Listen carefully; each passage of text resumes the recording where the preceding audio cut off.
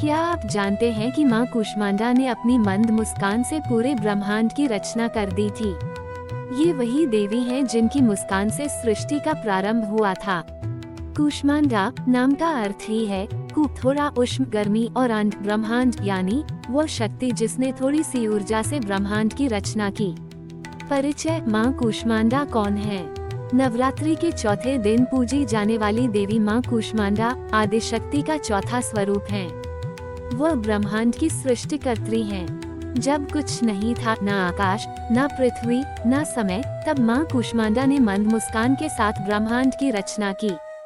वह सृष्टि की आदि माँ है, जिन्होंने अपनी हंसी से पूरे चराचर जगत को उत्पन्न किया।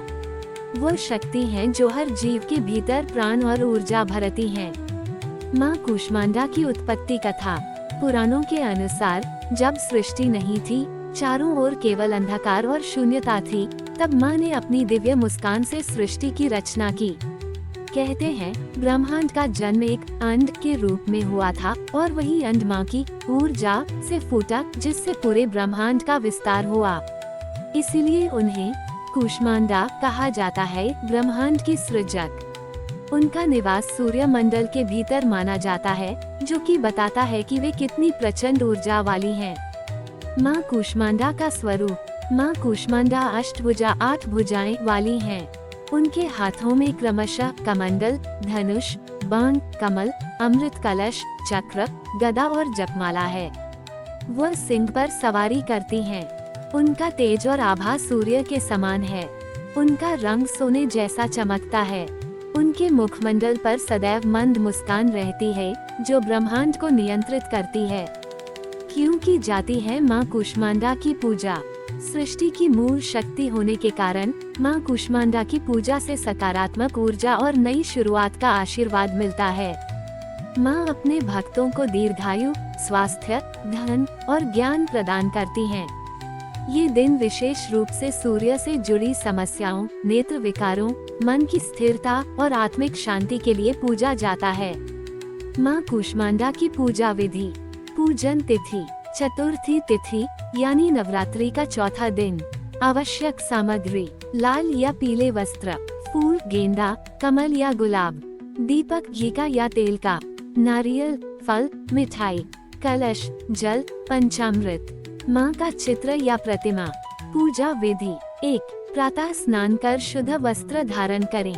2. माँ दुर्गा के चौथे स्वरूप माँ कूष्मांडा की तस्वीर या मूर्ति को लाल वस्त्र पर स्थापित करें। 3. कलश की स्थापना करें और उसमें जल भरें। उसके ऊपर नारियल रखें। 4. माँ को रोली, चावल, पुष्प, धूप, दीप, नैवेद्य आदि अर्पण करें। 5. ओम देवी कूष्मांडाय नमः मंत्र का जप करें 108 बार। 6. दुर्गा सप्तशती या कूष्मांडा स्तोत्र का पाठ करें। 7. अंत में आरती करें और परिवार सहित प्रसाद ग्रहण करें। मंत्र और स्तुति। बीज मंत्र: ओम ह्रीं क्लीं चामुंडाय विच्चे। मूल मंत्र: ओम देवी कूष्मांडाय नमः। स्तोत्र: सर्वसंपत्ति प्रदायिनी त्वं जगदम्बे कूष्मांडा नमोस्तु ते। माँ कूष्मांडा की कृपा से मिलने वाले फल: मानसिक शांति एवं आत्मबल की वृद्धि, रोग, भय और दुख से मुक्ति, संतान सुख की प्राप्ति, व्यापार, नौकरी व शिक्षा में सफलता, सूर्य ग्रह से संबंधित दोष समाप्त, आध्यात्मिक उन्नति और चक्रों की जागृति। माँ कूष्मांडा और चक्र सिद्धि।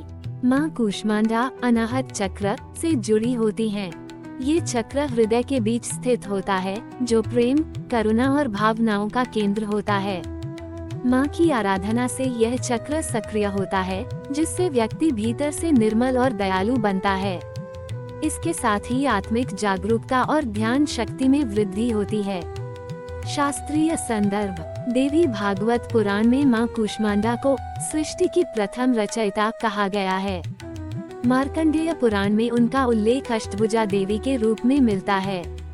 शिव पुराण में वर्णन आता है कि सृष्टि की उत्पत्ति माँ कूष्मांडा के तेज से हुई थी।